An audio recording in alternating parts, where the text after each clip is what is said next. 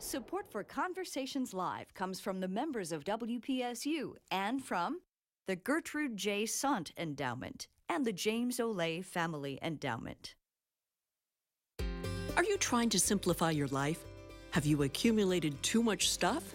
Planning to part with your treasures or trash? How about your inner self? Are you working on getting a better work-life balance to handle all that pulls at your time? How's your financial fitness? Are you living within your means or trying to find a budget that works? Living your best life. It's a goal for many, and we are here to help. Hello, and welcome to Conversations Live. I'm Carolyn Donaldson. For many of us, it is hard with the demands of our everyday life to map out beyond the immediacy of the day, sometimes even the hour. Well, tidy expert Marie Kondo has inspired new trends on home organizing. But organization can extend well beyond your home, too. It certainly does for me. In this program, we're also going to be looking at nutrition, mental and physical health, finances, as well as home organizing, all in an effort to live our best lives. We've got a great panel of local experts joining me to share their knowledge and, most importantly, to answer your questions. We want to hear from you. Let's meet our panel. Jessica Dolan is a professional organizer and the bringer of order of Room to Breathe, a home organizing and staging business based right here in State College with clients throughout the Northeast and beyond. Carrie Bestwick is a leadership and life coach and the owner of PYP Studio in State College. She is a 750 HR Tier 2 Batiste yoga educator and a certified embodied life coach and holistic health practitioner. And Dr. Kathy Bowen is a professor and extension specialist at Penn State's College of Ag Sciences. Her research focuses on consumer and financial issues. She established and managed Penn State VITA, that volunteer income tax assistance site that's located right on the University Park campus. Now, before the show, we did put feelers out and ask folks to email us with their questions. Happy to report that we do have several questions that we'll get to, but it's certainly we want to hear from you tonight, whether you're watching us right now on TV, streaming us online, or you're listening to us on the radio right now. We want to hear from you. So call us at 1-800-543-8242. We're going to get to as many questions as we can during this hour. You can also email us at connect@wpsu.org. Before we get to those, and we want to, again, get those calls started, I'd like to first go around our table of our panel and give us a look at what they do to help us live that more full and balanced life. And let's begin with you, Jessica. Again, bringer of order. That sounds like an awesome title and something that I know we all would love to embrace. What exactly do you get in and help folks with? I do exactly that. I bring order to chaotic lives. So I work predominantly with families that are very busy, lots going on, lots of stuff coming in, stuff's not leaving. So I work accumulating. So helping people figure out what's important to them, how they want to be living their life, and figuring out how to get them there. That's cool. And at different stages of people's lives, yes. too. Oh, through yes. the different transitions that we'll get to tonight on the show. Yes. Great. Carrie, your title sounds awesome, and you sound very surreal. Is it as wonderful as what I imagine your yoga instruction, your program is to be? It is. I mean, in the turmoil of life, I just like to really work with my clients on getting them centered with overwhelm or underwhelm, whatever they're facing. You were just speaking to life transitions. Mm-hmm. That comes up a lot for clients. I'm in this funk, how do I get out of it? And so just always being able to meet the client where they're at, whatever's going on, and just give them tools in order to live their best life. Wow, that's great. And we're going to get into specifics about kind of how that can be done at different times and when you bring in a life coach for these times. And Kathy, you are helping us with budgets and numbers and dollars, and we're spending more than ever before. But how do you help us in that realm? I basically consider myself an educator. I talk to people and teach them about basic money matters on areas such as credit, budgeting. We talk sometimes about just the basics that everyone needs to have in order to have a good financial base in which to build. My education may occur in a community setting with an extension audience. It could be one time, or it could be a series of classes like in my consumer and financial skills class that is held on the campus. So it's just basic education about money matters. And something that many of us don't get an early education on, right? I mean, we Right. just grow up and say, we'll have to learn someday how to do all this. Right. In this country, we are kind of slack on teaching people how to handle basic money matters. But if you think about it, all of us have to do it at some point. So we all need a base on which to build. All right. So we've got a little bit of a craze going right now. And I have to say, Marie Kondo, again, when I mention that name and on a different network, folks tend to think of, bringing joy and all of that. We've amassed so much in today's consumerism. Let me show a clip, if I can. We went out a little bit earlier to some tag sales and one of Jessica's sales. And let's hear what some folks out there were talking about to lead us into our program tonight. Why do you spend so much money? I don't know. You know, why? Why do I have all this stuff in the first place? Why? It's a good thing to purge. It's very cleansing. It feels good. It does feel good. It's kind of amazing, like everyone who comes through here, because this is mine, that's mine, that's mine, and she just cleared off that table because I have stuff underneath.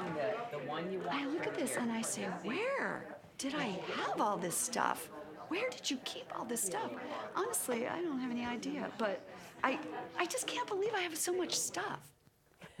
Now, she added that she is not a hoarder. She wanted everyone to know that. But often, I think many of us could maybe put ourselves in those similar positions. So, Jessica, where do you start with people that have this mass of stuff? Well, I always start every consultation with figuring out what the goal is. Why are we getting rid of stuff? What are the feelings around the stuff? How is it making you feel? Is it stressing you out? Is it causing you frustration, anger, arguments with your spouse, your kids? So I figure out those things first because that's what we work towards. So once we know that, then I develop a plan that works for that person to start going through the things, figuring out what's important to them, maybe why they hold on to things or why they buy things so that we can change those habits. And can you give us a time frame? I guess that's a very personal thing, Yes, right? There's not really a method to everything. Yeah, it's very personal, so everybody's very different. Some people are very eager to let go and they don't need any pushing. Others need a little coaxing and need a little more time to figure out what's important. But I would say in almost all cases, it starts with one room and ends up with a whole house. And people love the feeling. There's a feeling of freedom about it, of letting things go, and watching the time for other things fill those spaces. Very interesting. Yeah, it's pretty amazing to watch that transformation, whether for an individual or for a family. Kathy, does it work that way for budgeting when you start with somebody and you start with like one segment of a person's spending or lifestyle habits? Right. How does when that? it comes to budgeting, which is, again, very personal, and how people approach it can differ. But one thing that really gets most folks on the track to doing a budget that's going to work is something we call tracking your expenses, because until you understand what's coming into your household and what's going out and what you're spending your money on, it's probably almost impossible to develop a realistic budget that you can live with. Both things sound overwhelming at times to people, right? And so I'm going to go ahead and ask Carrie, is that where people come into your world and say, I'm out of sync here. I am, going a little bit crazy in my life right now. Is that typically what starts? I would say so. And even people's physical space where they live is typically a manifestation of what's not being addressed on the inside. Why am I, even the questions, why am I holding on to this? I don't even know. I'm so overwhelmed by everything. And so really getting to that root cause of that is where it all begins, because otherwise we're just mindless. We're just moving through the day and just spending haphazardly, or just, everything's piling up. The car's a mess, the house is a mess. And I think when people can actually sit and kind of look at even how their habits are impacting their spending, how their habits are impacting, their disorganization. So to change a habit is one of the hardest things to do. Right. And really, that's a lot of the work that I do with clients, is looking at habits, what's no longer serving, and, you know, what is it you want to have happen, what's currently happening. Those two questions right there can be the foundation of our session together, and then we begin the goal setting and the actions from that. So 100%, they all just work in synchrony. They do. You guys are all part psychologists to some degree with all of the people that you serve. Hey, we've gotten an email. Let's go ahead and get to Larry from Kerwinsville has written us and asked this question. I've got a lot of extracurricular activities I love to do, but I'm finding I don't have time for everything and I need to cut back. Does that sound familiar to all of us? Do you have any advice on how to choose what to cut back on and what to keep doing? And we can look at that from a financial standpoint, from a stuff standpoint, and from a mental standpoint. Who wants to start this? Carrie? Yeah, I mean, Larry, he said a lot of things that he loves, so that's a challenge. Like having a lot on your plate, it can be things that you're like, I know I really need to get rid of that. So I think it always starts with being able to say, what is a non-negotiable for me? So I like to use the words negotiable and non-negotiable when we kind of look at the full picture of life. And, you know, the non-negotiables that I need to do in a day, I really don't want to part with, much like in a wardrobe. I really do not want to give up that one thing. It's something I love to do. And so you kind of map your day. You plan and organize your day, and that one day can spread into a week. And you can kind of see laid out, again, it's the organization of, no, I really need to do this. This fills my heart. This fills that service part of my life. This is something that actually generates me money. This is following on from a career that I had, whatever. Okay, those are all the good things, but what about how do you get rid of them? How do you say no to things? Well, I mean, again, you've got to look at really how much time you have, and if you're doing too much, are you really anywhere fully? You can be in one thing, I've got 5 more things to do today, I can't really be here, and you're just busy, never present with any one thing. So unfortunately, it does take giving up. Okay. It really does, you know, giving up extra spending, giving up something in the closet or the house that you just no longer need. Unfortunately, it does. But thank you. Real quickly, we want to hear from you, folks. If you, again, are joining us, we've got the phone number there open, and folks are ready to answer your call, and we want to get those posed to our great panel. 1-800-543-8242 is the number to call, or you can go online right now at connect@wpsu.org. So sorry to interrupt, but I just want to make sure we're getting folks involved and engaged. So we look at that, and how does that transfer into finances? I guess living within your means and getting rid of the stuff you just really don't need in today's world of consumerism. So you have to focus. So this is sort of easy one. If you have too many things you're looking at, which one's costing you the most money? Which one do you really want to focus on and have part of your life? And again, living within your means, which means you can only spend what you have coming in. If you are going to live within or below your means to make financial progress. So you can only spend so much money, and you have to make a decision. What's reaching your goal? Which one's going to help you get there? So you just make some decisions. Kathy, what are some of the golden rules right now for living within your means? How much do we need to save in that nest egg or that safety account and things? Can you run through some of that? You hear numbers as recommendations as to what you're supposed to spend or save, how much, anywhere from 10 to 15%. But remember, we're talking about personal finances. So you can listen to recommendations and strive for those recommendations, but maybe you're in a place where you can only save 5% right now. So 5% is better than 0, and you work your way up. So, you know, when you hear recommendations, hear them, strive for them, but start where you are and work your way up. As long as you're making progress, you're heading in the right direction. And again, the de-stressing, which will ultimately help live better lives, right? Is, I guess, if you're starting in that direction. We look at different points of our lives. So Jessica, tell us how that works. When you work with different people, from the young married couple or even the single to the aging person who's perhaps downsizing, and that's very different how you work with the emotions and the stuff that people have amassed. Yes, it's And it's funny, I've had my business for 15 years, so I've been with some families from new marriages into watching the kids grow. I've been with them that long, so it's been an interesting transition to watch. And the needs really change, the amount of spending changes, what you're bringing into the house, what brings you joy changes. And I think it goes back to everything we just said, that you sort of need to know the kind of life you want to lead so you can set the goals to get there financially or Larry's extracurricular. If you know where you want to go, it's easier to get there. And I do believe in outside perspective, whether it's a professional or your neighbor or a friend or a family member, laying those things out to somebody else and getting their perceptions or maybe even some accountability is really helpful. Great, great. If you are just joining us, I'm Carolyn Donaldson, and this is Conversations Live, living your best life right here on WPSU. And joining us tonight, we have Jessica Dolan, the professional organizer and the bringer of order to Room to Breathe. Carrie Bestwick, a leadership and life coach and owner of PYP Studio in State College, and Dr. Kathy Bowen, who is a professor and extension specialist at Penn State's College of Ag Scientists. Our toll-free number, we want to hear from you and have you ask the questions of our panel of experts. It's 1-800-543-8242. A panel is ready to take your calls. You can also send us questions by emailing us at connect@wpsu.org.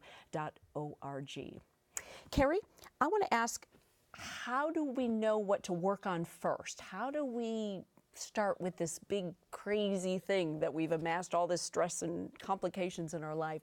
How do we break it down? One of the ways I start with my clients is a wheel of life. Okay. So I think we're going to take a look at that as you describe that. Yeah, so it's just being able to take your life as a whole, all the different roles you play, all the different areas in your life that are important to you. So home life, financial, health and wellness, career, family, just really the whole spectrum of life. And, they're just some examples. If there's something that needs changing on that, something's more paramount, we kind of go there. But a client will look at their life as a whole, get this broad perspective and say, well, right now, I'm doing a really great job. I feel like in my career, it's soaring. In fact, that's where all my attention's been. But what it's costing me is time with my family. I never see my friends. I don't eat well. I'm not getting to the gym.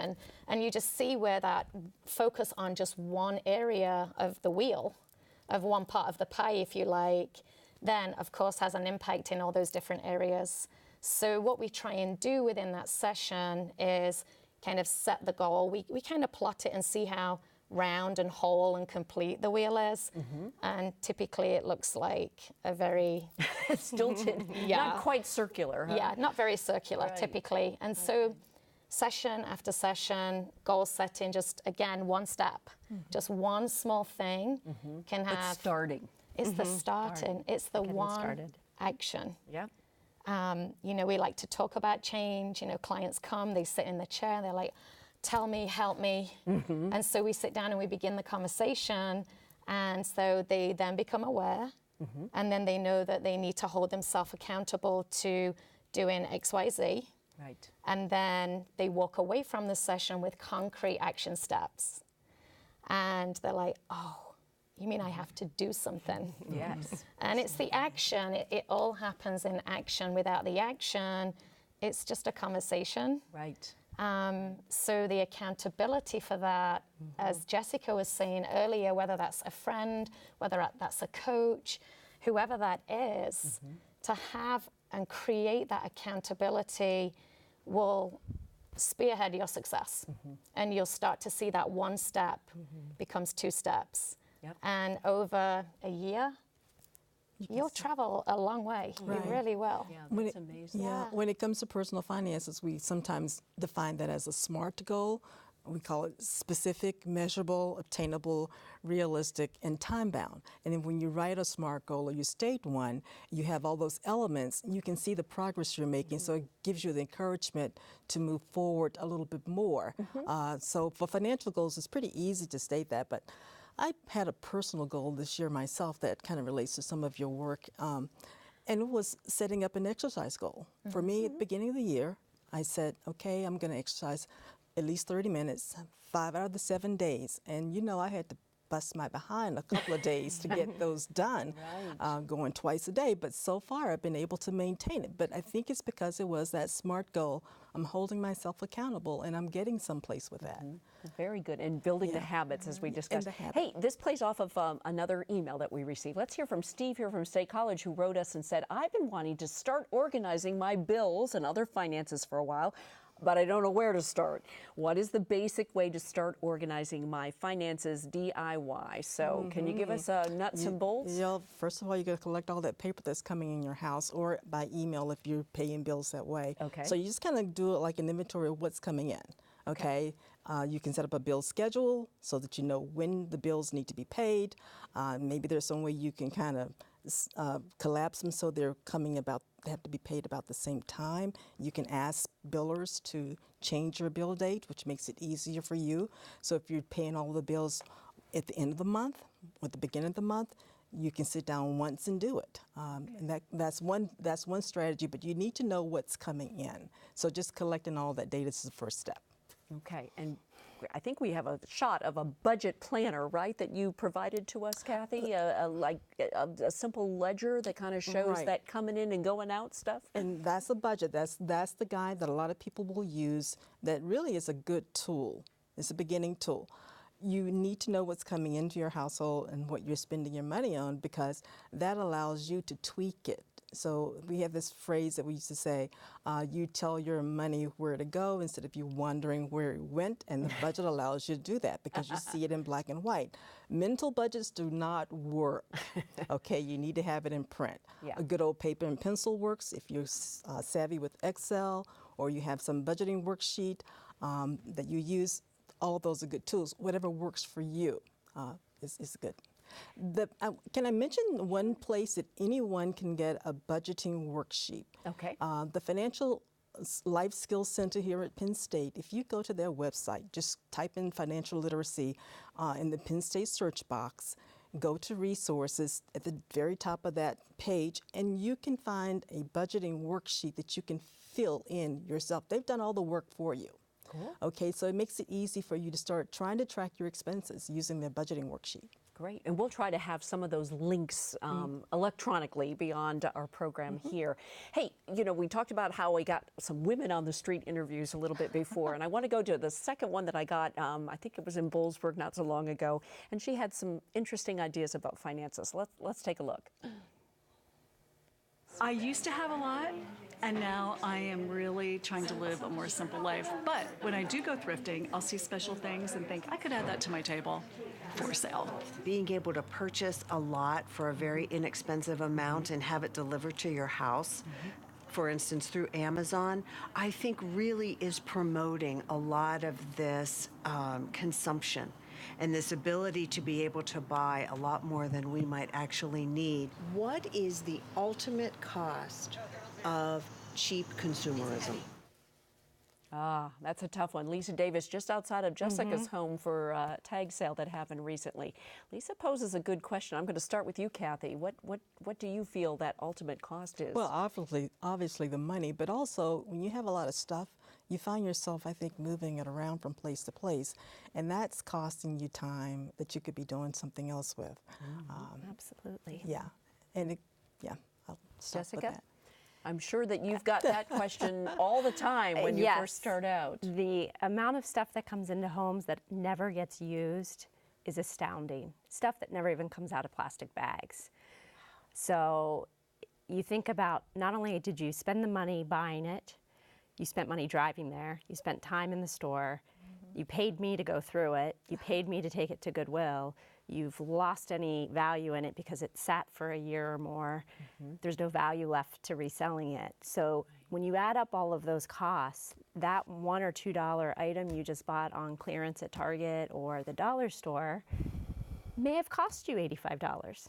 Wow. Or $50, or point being, a lot more than the $1 or $2.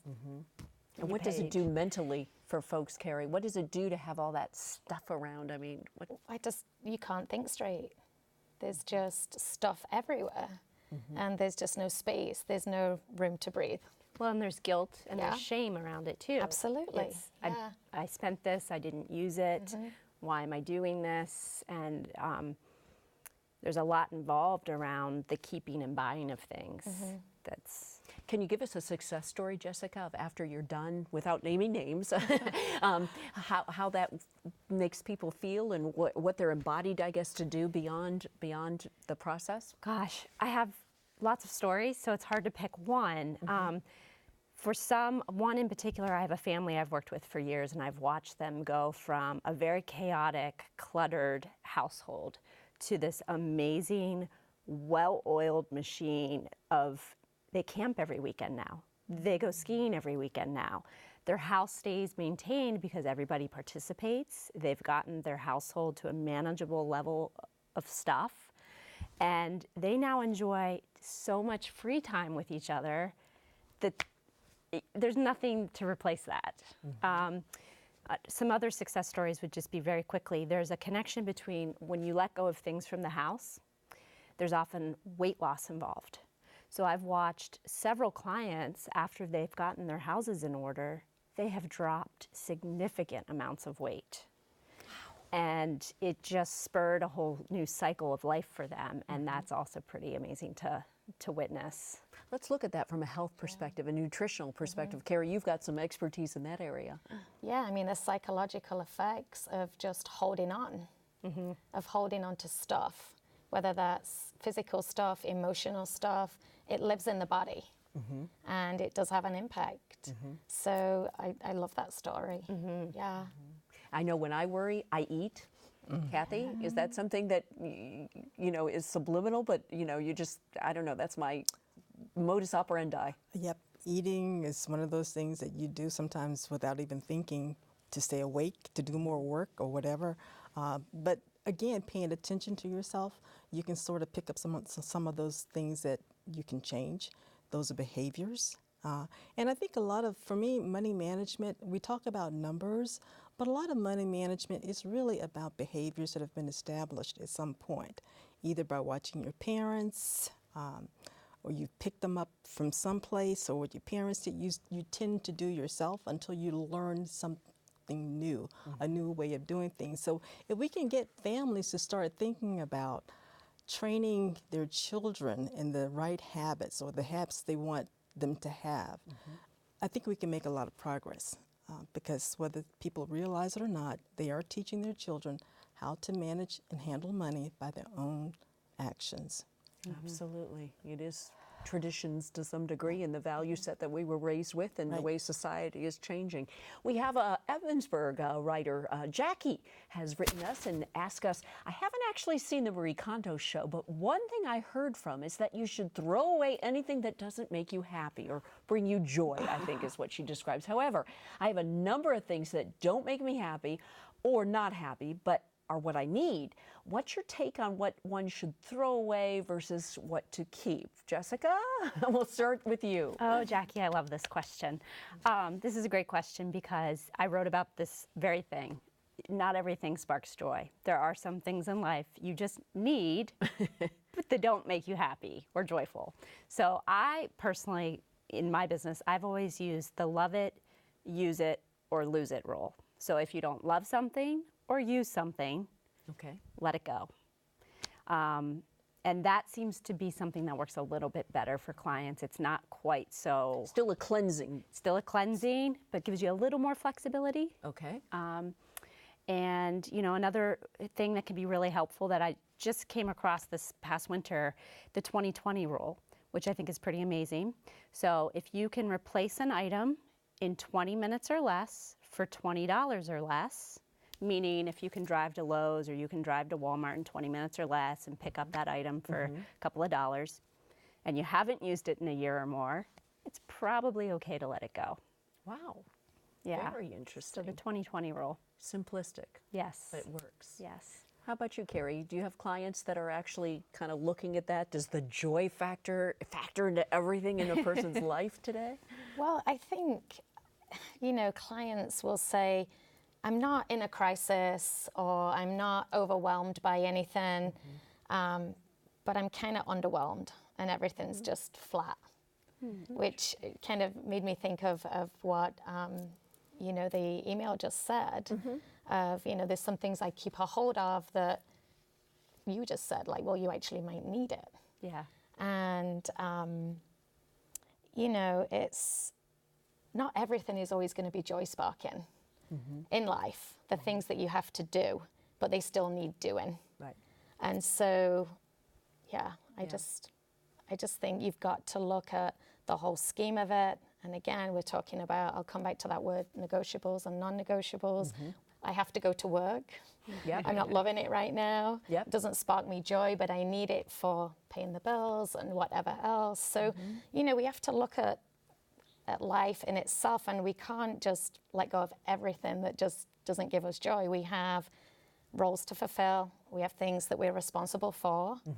But within that, you know, let's look at where there is more room. If we let go of some of those things, where there then is more room in life to be able to spend the weekend away and go do things that we love. Good point. And so just, again, looking at that whole spectrum, just putting everything out on the table. Very good. Kathy, at that one of those tag sales, I had a woman ask me, okay, she subscribes and she's trying to cleanse her life and keep it more simple, but what about the other people in her life that are very important to her that do not subscribe to that theory? And maybe when it comes to finances, you've got one person in the household who wants to do the budget and one perhaps that may be saying is more of a spendthrift, let's just say. Right, What are some of the things that you can kind of alleviate or offer as suggestions? You can try to bring them along. Setting the examples first thing you can do, but also doing something like really talking about it, talking about the money matters, because what we found is that in this country we don't really talk about money and discuss it so we can teach each other, but also the children who may be present in the family. So bring them along, have them, you know, they may come kicking and screaming, but if you can commit them to like a 20-minute or 30-minute conversation just to get them started so they can see where the family finances are, start slow. Don't be I wouldn't say be a nag about it, but just try to bring them along slowly. And hopefully you'll find the button that you can push that they can relate to, and then you have a little more room to keep moving. And perhaps early in a relationship or in, you know, in a household that you kind of set the rules up and have an open discussion about that from the get-go, I guess, so that it's easier as time even goes on. before you get into the household, if you are thinking of, you have a significant other, then you're thinking about becoming married. You need to have those conversations before you say I do or before you put that ring on. You know, one of the strategies that we talk about is having each person exchange their credit report so you can see, because you can say one thing, but that credit report is going to tell you exactly or gives you a clearer picture of how that person really has handled their finances in the past. You know, how they paid their bills on time, how much they have outstanding, what types of credit cards or loans they have. So that is a real good starting point if you haven't had a conversation about finances, but before you say I do, you need to make sure you're on the same page when it comes to personal finances, because after you've connected legally, it's a little hard. Very hard. Very hard. I got a follow-up question about, but right now we just want to, again, if you're just joining us, want to welcome you to our show. I'm Carolyn Donaldson. This is Conversations Live, living your best life. That's what we're striving for in this program right here on WPSU. And joining us tonight, Jessica Dolan, professional organizer and the bringer of order to Room to Breathe. Carrie Bestwick, a leadership and life coach and the owner of PYP Studio. And as you just heard, Dr. Kathy Bowen, our professor and extension specialist at Penn State's College of Ag Scientists. Our toll-free number is 1-800-543-8242. Our panel is ready to take your calls, and you can also send us questions by email or at connect@wpsu.org. And my follow-up question was, we hear about credit reports and credit scores. Is there a difference between those, Kathy? A big difference. I always describe a credit report as your financial reputation on paper. Okay. That's how I look at it. And the score is just a number that's generated by a company. FICO is the leading company that first started credit scores and is used in a lot of industries. There are other versions of a credit score, but FICO is the leader, okay? And a score is just a snapshot in time. It changes daily, weekly, depending upon how much you've charged on your credit cards and other factors. But the main thing is have a good credit report, because the report itself is showing your financial behaviors. The score is just a number. And I only get concerned about a credit score is when I'm getting ready to make a big purchase. Sure. That's when you look at the credit score to make sure that everything is in order, so that if something is not right, you can kind of fix it or at least investigate it before you go shopping for a loan. And if we're working towards living your best life, we're working on getting that credit report in better shape. Because that credit report is really the key to you having a lot of other access to financial resources. It determines how much you pay for loans in terms of interest rates. If you're a young college student and you're looking to rent an apartment, you may not be able to rent an apartment because your credit score or your credit history is so bad that lenders, a landlord will not take a chance on you. You're too risky. Right. And so you really want to have an ideal credit history, a good credit score, because it adds to the cost of borrowing. And also for things like insurance, car insurance. You may have to pay more for car insurance if you have a poor credit score. All works with... It works together. Works together. So, yeah. Okay, back to that significant other who may not have the same ideas you do. So, Jessica, I'm going to pose that same question to you now. So what happens when you're ready to go gangbusters and hire you room to breathe and get yourself on a simple lifestyle, but that other person in your life is not? Honestly, I get a lot of calls from spouses wanting to organize the other spouse. Oh, and my very first thing I say on every call is, does that person want the help? If they don't want the help, there is nothing I can do to change them. So a lot of times, I call it the husbands hate me rule. So I will start with the women, and the husbands will just hate me being in the house. They don't want me there. They don't want to pay for me. They hate it. Third or fourth visit, I see a turnaround. They realize the value of the service. Their wife is happier. The house is tidy. Everybody's in a better mood. And the next thing I know, I'm getting requests from the husband to, will you come help me in the garage? Or will you make me some pretty file labels? Or will you? And every time, hands down, I watch it every time, and it's pretty amazing. So I usually say start, if it's somebody wanting to organize the other person, start with themselves first, set the example. And I would say more often than not, you see a transference to the next person.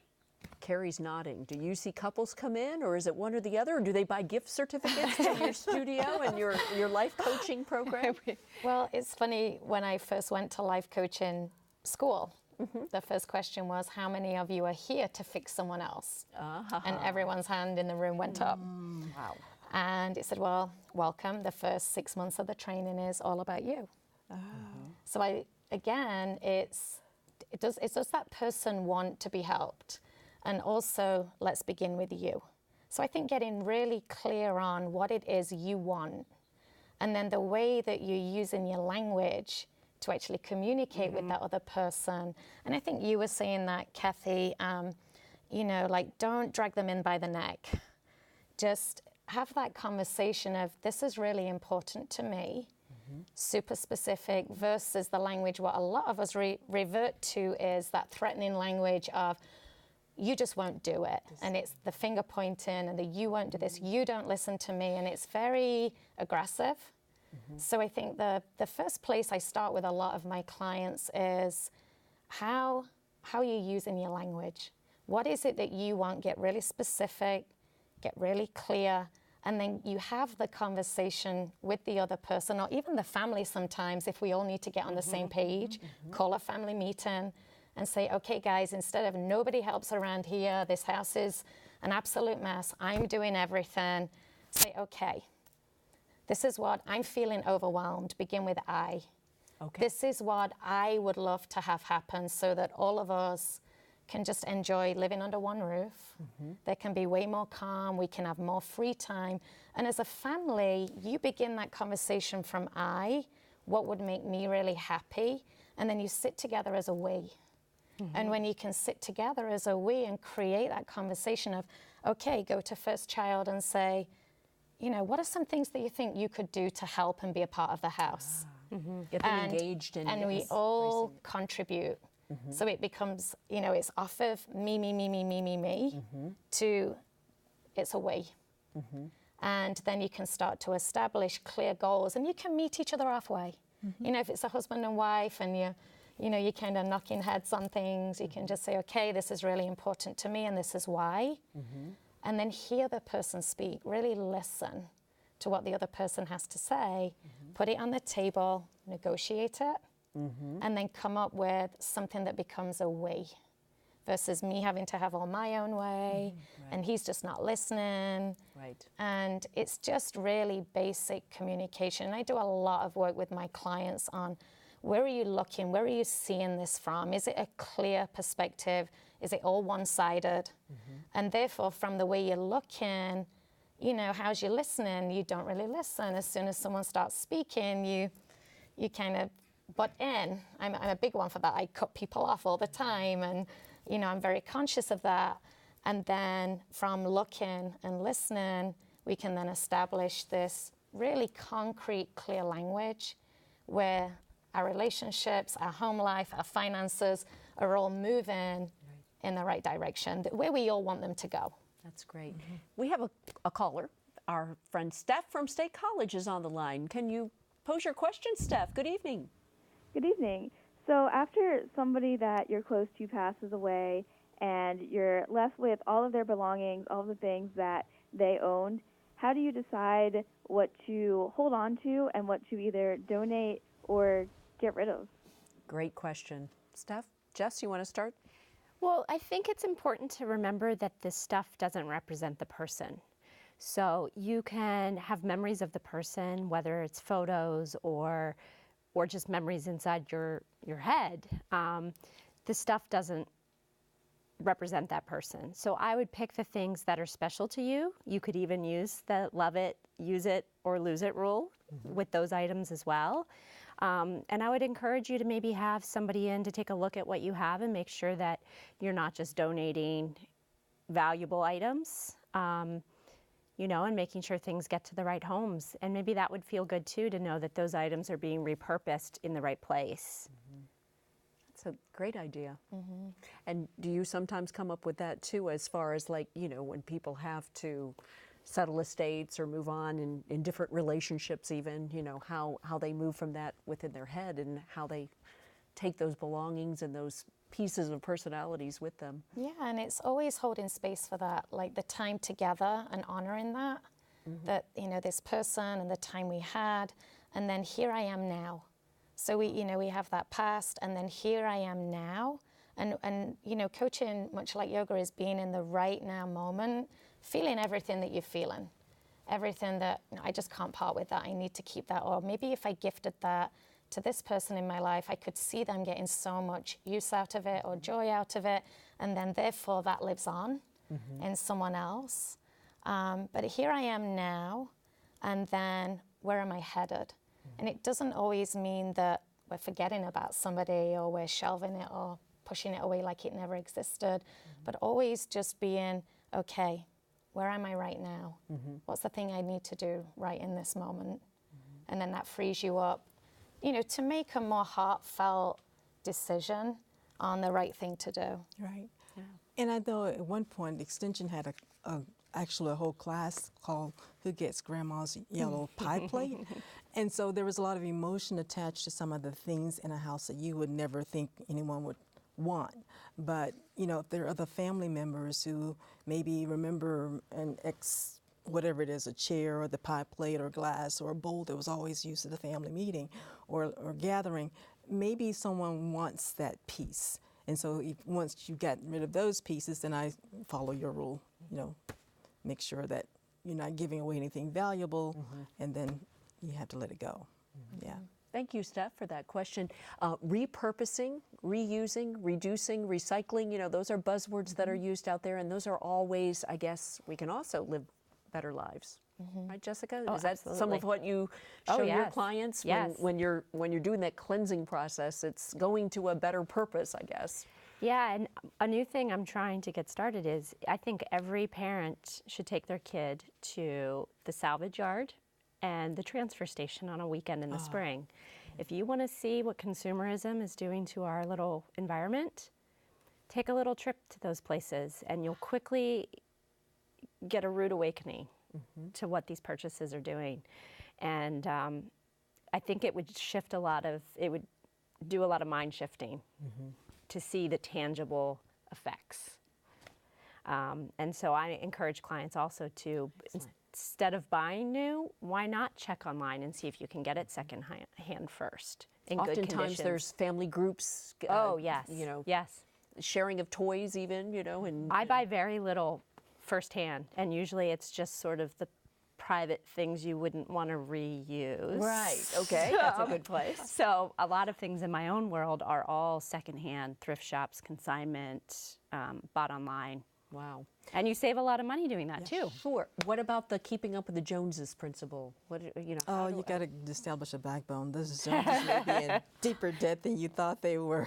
Yeah. Or, you know, appearances are one thing, but the bottom line on your, you know, your balance sheet is something different. So you have to sort of put that aside. You know, just because someone else looks like they have more wealth or they have all these things, it doesn't mean you have to have them.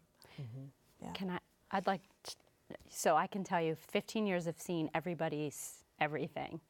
I can tell you hands down, the modest homes with the old Honda Accords in the driveway, the millionaires. The brand new homes with the BMWs and the Land Rovers and everything else, collection notices, late payments on credit cards, and it's kind of crazy. Yeah. Yeah. Do you find that in your coaching position too? I mean, sometimes they come to you in a crisis, I guess, and you really have to kind of bring them around. The unhappiness, you know, because of the stuff or the needing to have the outside of life appear a certain way. Yes. I need to have the big house and the fancy car and the this and the that and the other. And again, we just, you know, it's who you are on the inside. And in coaching, we're always coming back to that. In yoga, we're always coming back to that, like drop in, quiet down all the noise. We know we're bombarded constantly right now in society. We pick up a device, we scroll, and everybody's got a better life than us. Yes. Or it appears so on social media. Yeah, Those great that's places. the perception is that what we see, what we make it mean. So, do you mind sharing? As we were talking tonight, we talked about something that you personally do every week, and do you mind sharing that with our audience here? Yeah, because I'm about ready to try that. Kathy's going to do it too. I think she's on board. I just made a decision to, and Jessica does it too. She was saying, take the cell phone on a Sunday, and I give myself a Sabbath. I put it away. I either leave it upstairs at the side of my bed, or I put it in a drawer in the kitchen, and just quiet down the noise. And what opens up for me is, I was saying to Kathy earlier, it's very hard at first. I find myself reaching for the phone because I'm so addicted to it. Yes. And, you know, we're addicted to spending. We're addicted to buying things, consuming.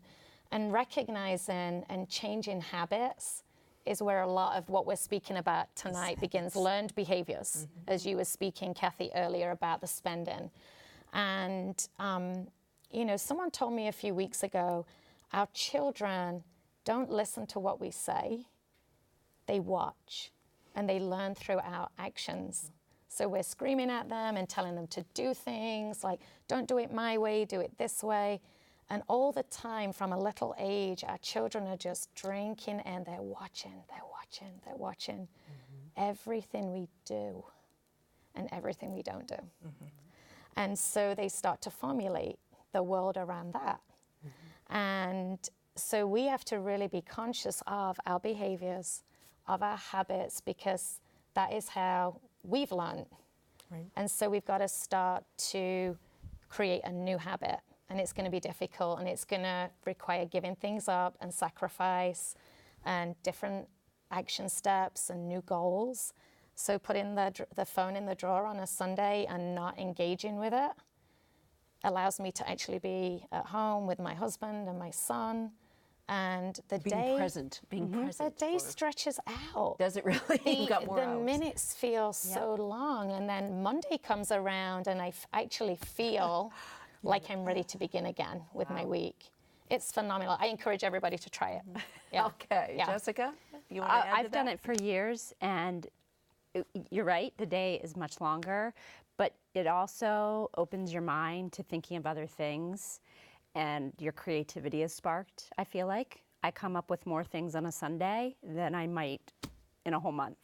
Wow. Just because I'm not distracted by anything else coming in. I'm looking at trees and grass and running around outside and feeling the sun and Feeling free. and feeling free. And those things are really important that not enough people are doing these days because they feel so consumed by everything else. And it's really sad. And every consumption has a price tag, right? In most cases, in it's some costing way, us. it's dollars, time, and peace of mind. Yeah. Very interesting, very interesting.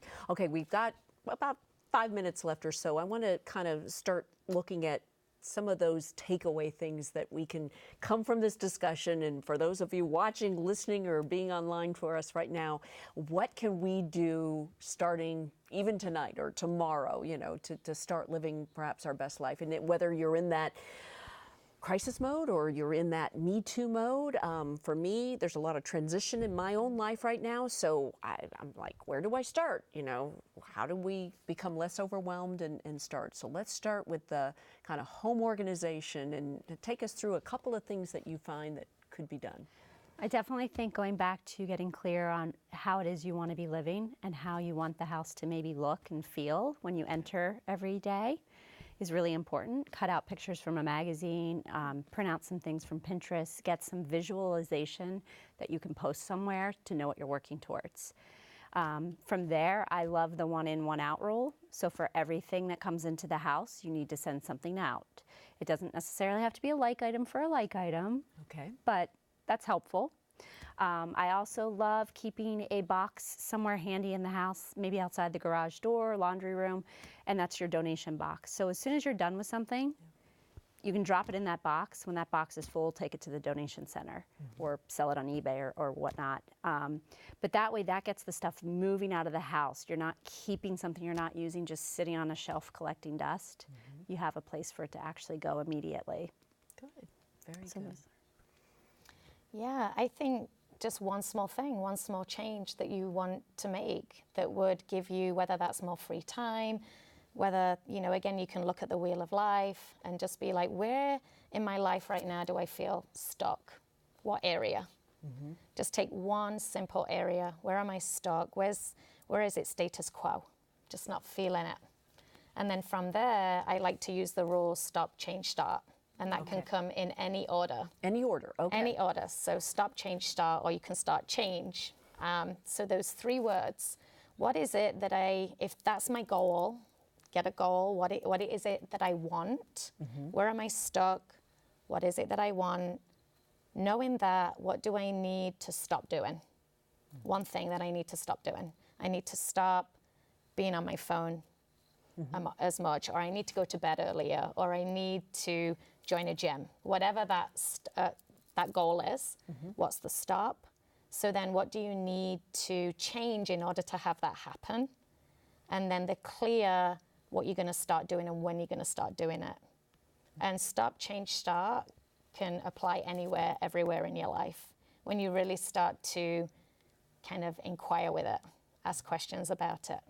Have you found for your clients by adopting some of that physically, mentally, you know, those kind of changes happen then too? Absolutely. Like Jessica was saying earlier, like clients shedding weight, like mental weight, years of anguish, anxiety, that they're like, I don't really have anxiety anymore since I've been coming, and I've been struggling with it since I was 15. Just to feel like their eyes have been reset on where it is they're actually going. They're no longer just drifting along through their life.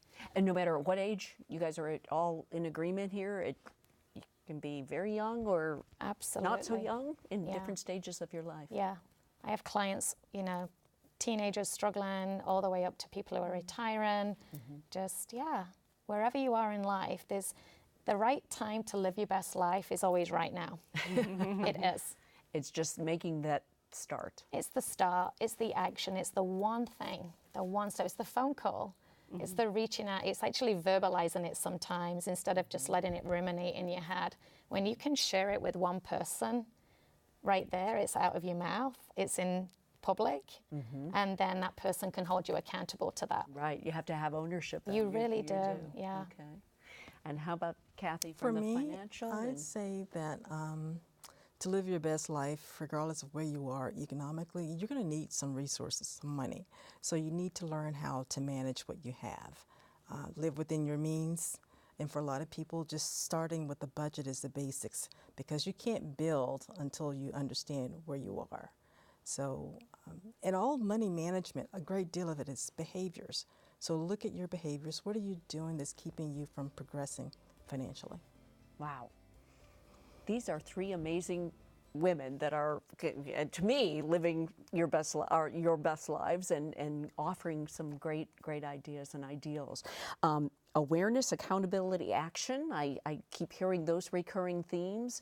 It's almost like Henry David Thoreau has entered the picture here with, if you don't know, the simplicity, simplicity, simplicity. And we can all take a little piece of it, a chunk of it, and try to change a little bit of it. You're smiling. You think this is a good way of life, I guess. You've seen the success. I do. That's great. I really, really do. And it's amazing when you get started. Great. It's getting started. Yeah, that's the hardest part. Yep. Well, that's it. We'll end with our guest tonight have been Jessica Dolan, professional organizer and the bringer of order to Room to Breathe, Carrie Bestwick, a leadership and life coach and owner of PYP Studio, and Dr. Kathy Bowen, professor and extension specialist at Penn State's College of Ag Sciences. We thank them so much for being a part of our panel. We thank you for watching and listening, and for all of us here at WPSU, we hope that you, best wishes for beginning and continuing to live your best life.